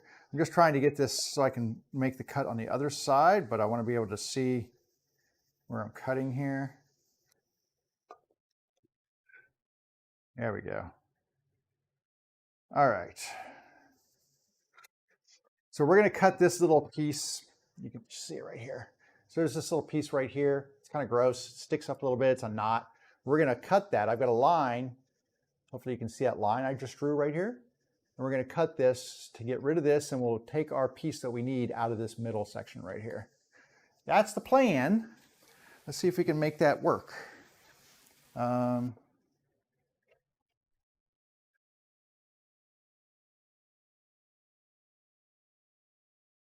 All right, right. Well, actually, I can be on this side of it, right there. Right there. Okay.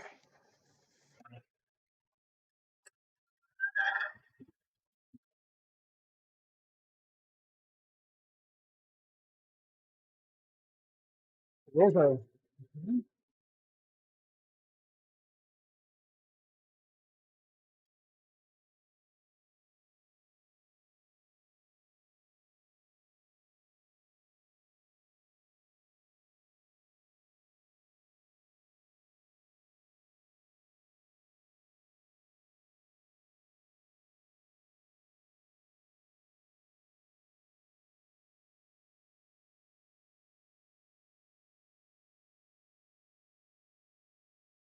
Okay, so we cherry picked some of the pieces out of here. So I got rid of, well, I'll show you over here. I got rid of this piece that had this little thing on it right here, and then this piece over here, which also had this big knot configuration thing going on, which was not really lovely. And that left me two more normal pieces like this. So you can see these are a little bit more clear. They got a couple of things going on, but they're not bad. These are better. So we will put this with my two hickory boards. I need another board though. I'm not done yet. So we're going to need one more board. That's going to be the short board. And I will use one of these to cut a short board out of here. So let's go back to the table, or to the saw. We'll cut a short board out of here because, like I said, one of these is always going to be shorter because it's the divider, and it, instead of going all the way down to the edge, it actually rests up on what will be the bottom of the box, which is a piece of plywood. So it rests on top. So it's actually going to be shorter than the other pieces. And so I can make this one a little bit shorter using this piece of wood that didn't quite have the width that the other one did. Let's turn this on.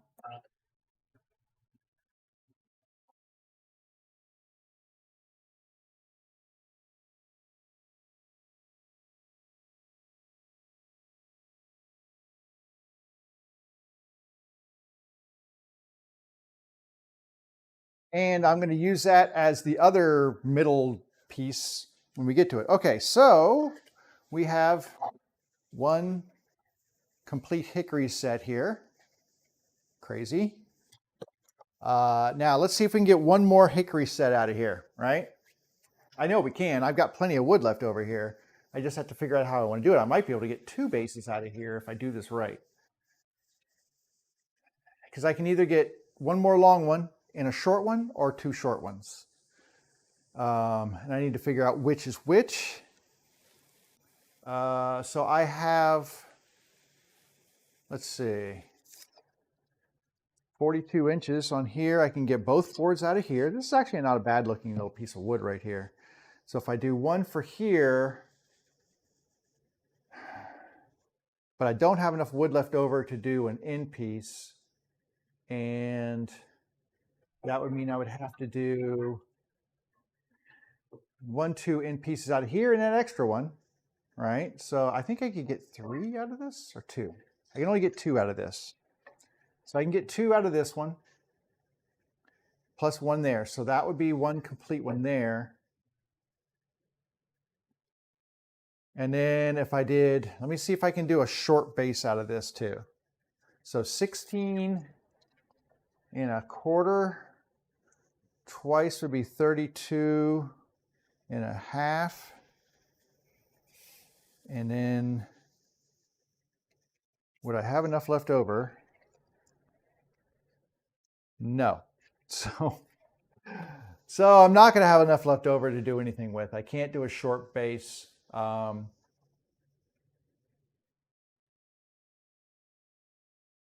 say that, hang on. 13 3/4 and 8 3/16. So what was that? 13 3/4. Okay. I might be able to make a different size base, like for a different type of machine. Let me see here. So 13 3/4 and just a small one too. But that being said, I'd rather do that and not waste the wood. So let me see here. We're 13 3/4 to add to this one. So 13 3/4.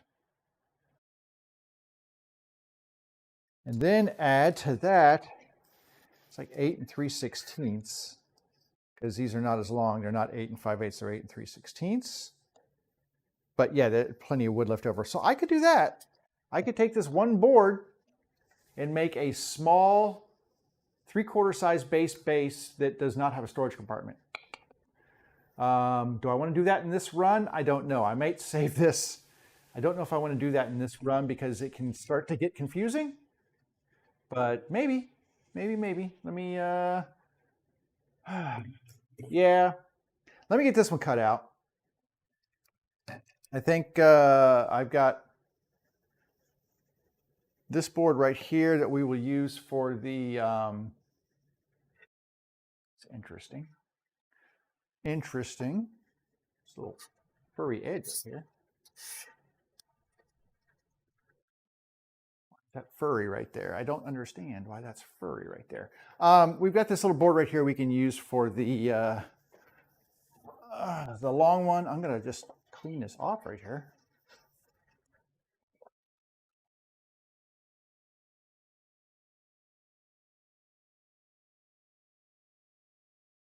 Okay. Weird. Weird. Weird. Okay. Let's go ahead and measure. We're going to measure this down to 21 inches. Where's my mark on here? There's my flat mark. I'm going to take it this way. Let me see if it's square from this end. It is. Okay. Kind of crazy doing it this way, but you know, like I said, I'd rather be using as much wood as I can and get it right. And getting these wood little sets of wood just helps me keep things straight in my head, and it honestly helps me to plan these things out. It's too hard to do this, like, I guess you could do it planning it out, but you never know what the wood is going to be like too. Like these pieces, I've kind of cherry picked some inside pieces out of the entire board, and you can't do that when you're just planning things out on a spreadsheet. So, all right, come back to number 2.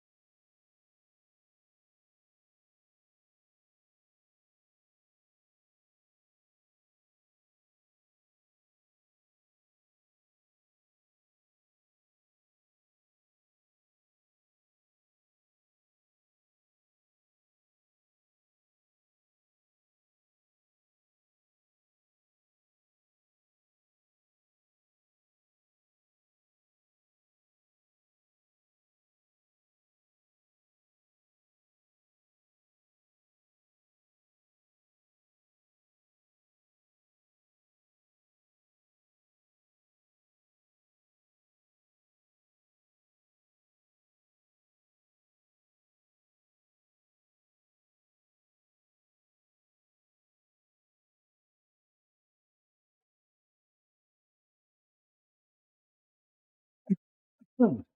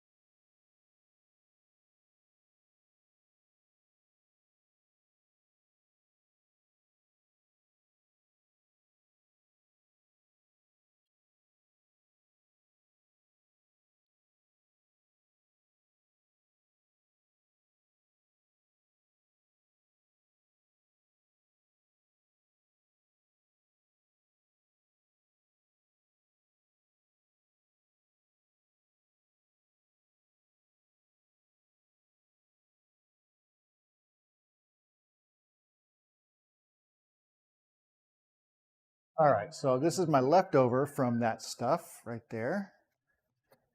A lot of leftovers there, but wait, no, one of these is not leftover. One of these is the regular one. So here's my complete set. Sorry, there we go. There's my complete set number 2 for the hickory. And then the only thing I'm left with is to figure out what to do with my hickory leftover board here. And I think, like I said, I can make a regular size, 3/4 sized, no storage compartment base out of it. I like stacking them up this way. Start stacking them this way. So there's one.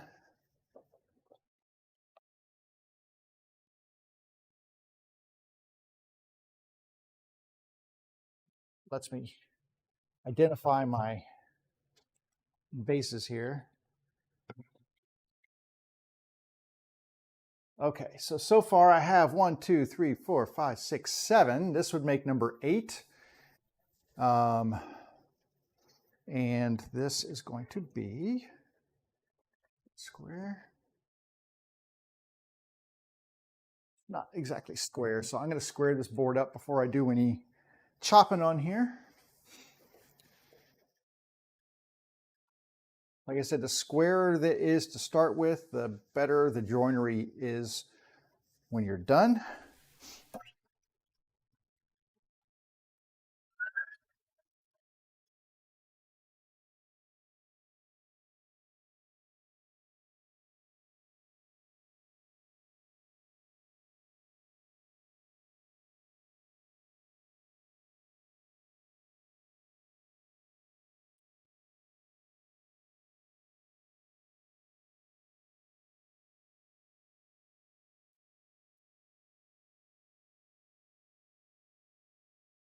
All right, nice and squarely cut now. And then I'm going to double check that measurement, and I have to go over here to look at my wall chart. So 13 3/4 inches and 8 3/16. So 13 3/4. So let's mark that first, 13 3/4. We'll get that one marked off here. And we can get my 2 faces now. Looking at these, yeah, I definitely have a little bit here. That's not going to be great.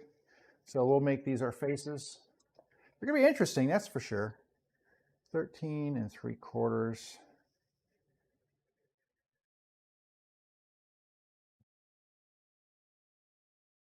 Definitely going to be an interesting looking base. And I haven't looked to see how I want to finish the hickory yet either. I don't know what people do to finish hickory. Like, do they stain it? Do they, you know, what do you do to hickory? I don't know. I will find that out. Faux show, maybe it just gets oiled.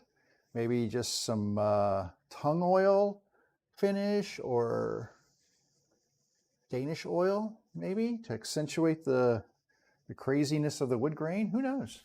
We will find out.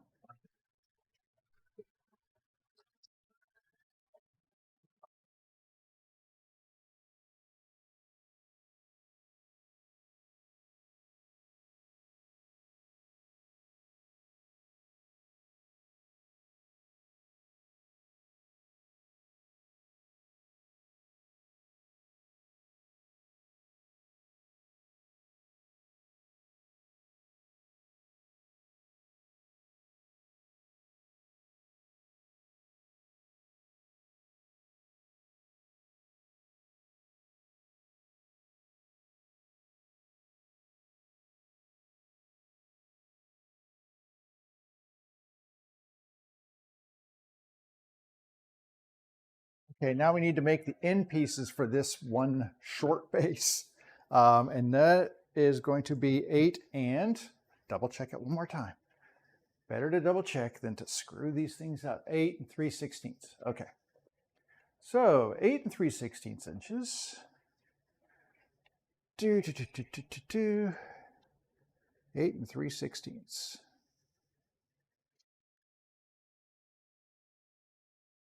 And that is some nice, efficient use of my wood.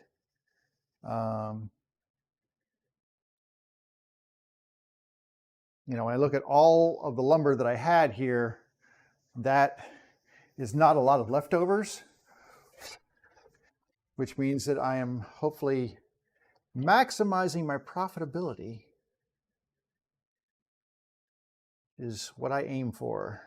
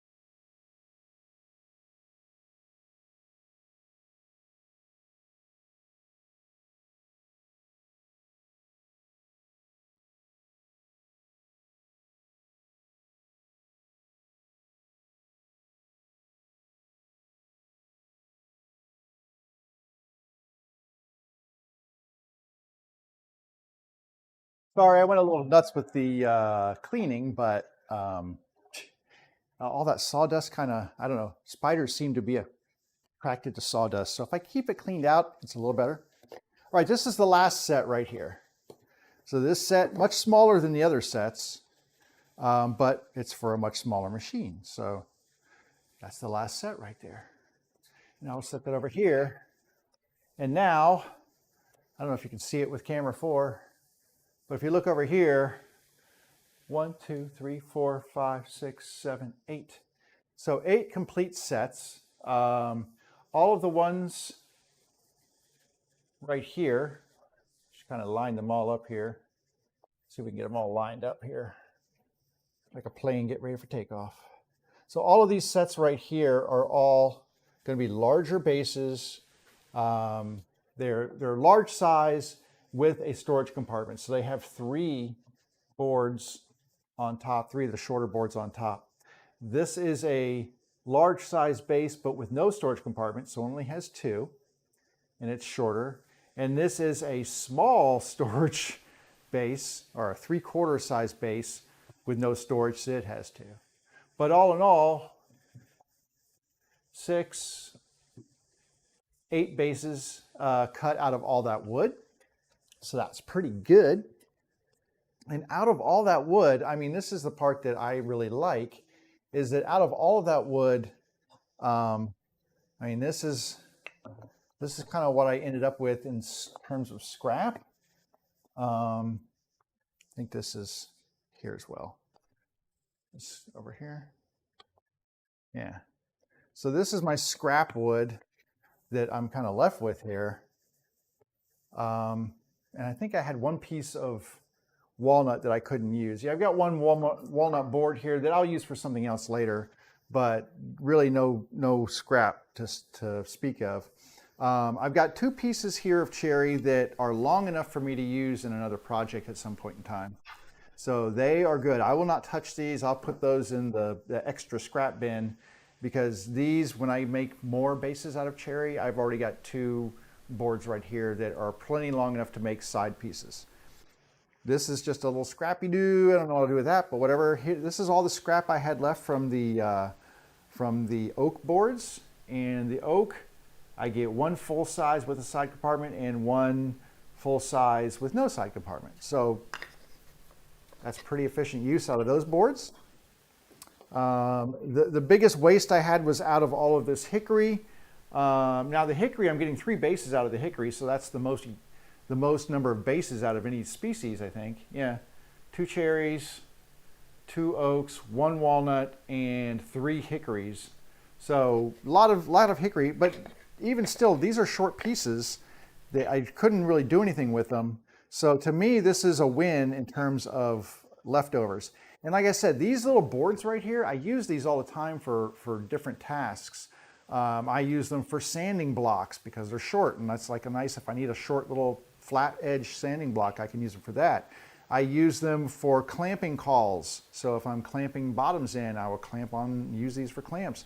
I use these for backer boards when I'm doing edge routing to do very large round profiles for the bases. I will use these as backer boards to minimize tear out on the piece. I use these to check my depth when I'm making a route for like an 1/8 inch roundover bit. I will check the roundover with a board like this. It's already flat and square. So a lot of different uses for boards like this. It's not just, oh, those go straight to the burn bin, because I can use them for different projects and different setup things and things like that. So not too upset. That's a pretty good minimal yield or minimal waste, and I'm maximizing my yield out of this. This is a really cool end grain pattern on this one too. That's kind of funky. Anyway, like I said, some of this I had to kind of cherry pick the wood out of the bad spots in the wood. And hickory is one of those things that's just really bizarre for me, never having used it before. Really hard on tools. I will probably say this will be my last adventure into hickory, at least for a while, at least for this type of project, maybe for something else. But in terms of making bases, I'm not going to be doing any more hickory. I mean, I've already committed to this, but yeah. And this was on a suggestion of a customer, like, oh, have you ever used hickory? It's such a neat wood. And I'm like, oh, no, I never have. Sure, let me give it a shot. Should have just stuck with what I knew. Honestly, my go-tos are white oak, walnut, cherry. Those are my go-tos. I use those a lot. Sapele, mahogany sometimes if I can find it that's not super crazy. Sapele is really good. I like sapele a lot. I've made some beautiful bases out of that. And it can be temperamental, but not nearly as bad. Oh my God, this walnut is going to be the death of me, I swear. Hopefully not. But it is going to challenge me in different ways. So, which is not a bad thing as a woodworker sometimes, to be challenged. The only thing I really don't like is that it's really hard on my tools. It's hard on my blades. I know that it's probably dulling my blades. I snapped the bandsaw blade. I'm going to have to replace that. So it's my planer blades. I'm sure I need to replace my planer blades now after having planed that hickory. I'm sure that they're dull now. So I don't know. Is it worth it using hickory? And I haven't even started to try to sand this stuff. So Lord knows what it's going to be like to try to sand this stuff. But anyway, we'll find out. All those questions will be answered at some point in time in the near future. So, but in the meantime, what time is it? It's about 1:15 and it's almost lunchtime. It's another beautiful day. I guess it takes a hurricane to blow through your backyard to bring decent weather. But I took a bike ride yesterday and it was amazing out.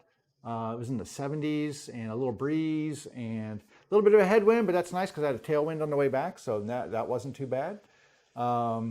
I'll probably try to get on the bike again this afternoon. I'm going to try to hit some trails tomorrow on my bike. I'm not going to do anything else with this stuff. Well, I say that. I might do some CNC work because honestly, I can't do CNC work for you on I mean, I could do it on the live stream, but it's just absolutely boring to watch because you can't really see anything because the dust shroud covers the bit. And about the only thing I could show you is maybe when it does the pocket carve for doing handles. That's probably the easiest thing for you to see online, but even still, it's not very exciting. And I can't talk, which some of you might actually appreciate, but I can't talk while it's doing it because my noise cancellation, I've got a router running and the dust collection running. Both those combined mean that you can't hear anything because my noise canceling software just shuts everything down. So, in fact, my son popped on my stream the other day and he's like, hey, your audio's not working. And I was like, what, was I using a tool? And he's like, yeah. I was like, yeah, it works. It's just the noise cancellation works better. So it just makes it so you can't hear it. So I might try to get some of the routing done this weekend. I've got, I'm gonna do, so I'll do a cherry with and without logo because I like to do one without a logo because not everybody wants the logo. So I'll do a cherry with and without because I've got two that are exactly the same thing. I might do a hickory with and without the logo. I'm definitely doing the logo on the walnut because that's actually for a friend. That one's not going to be for sale. And I'm going to do his mom's name underneath the logo. So that one's going to be a little different. I will probably do the logo on the two short ones. So a lot of logo stuff. And then the handles, I do a pocket carve on these to make my handles. So you basically clamp the two boards together like this, and then it carves a pocket out of here. And when you pull it apart, those two pockets become the handles that are the sides of the base. Excuse me. So I'll probably try to get to some of that this weekend. And then, I don't know why I've got a frog in my throat. Excuse me. And then when we come back on Monday for episode 74, we will start doing the joinery on these things. So we'll get all of the little half lap type joints that I do on these things. They're not really bridle joints. They're not really half laps. They're kind of, it's a weird in between, a half lap bridle joint. I don't know what it is. Anyway, we'll do the joinery on these things. And then we'll start gluing them together and making boxes out of boards. And that'll be cool. We've got a lot to glue up, a lot to get done with that.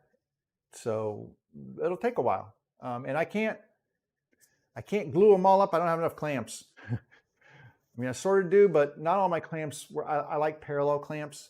Like I use the Big Bessie parallel clamps, and those to me work best because you get really even pressure from the sides, and it keeps everything square. I've got 3 sets of those, so usually I glue up 3 bases at a time. So we'll get at least 3 of them glued up on Monday. That's my plan. And then from there, I'll, like next Tuesday, I'll do, or that afternoon, I'll do some and do some on Tuesday. And, but that's a little ahead of ourselves. Right now, it's Friday, it's the weekend. Go out and enjoy yourself. I'm going to go get some lunch. I'm going to play some guitar, go for a bike ride this afternoon. I mean, it is just beautiful outside. It's only 73 degrees in my shop, which is amazing right now.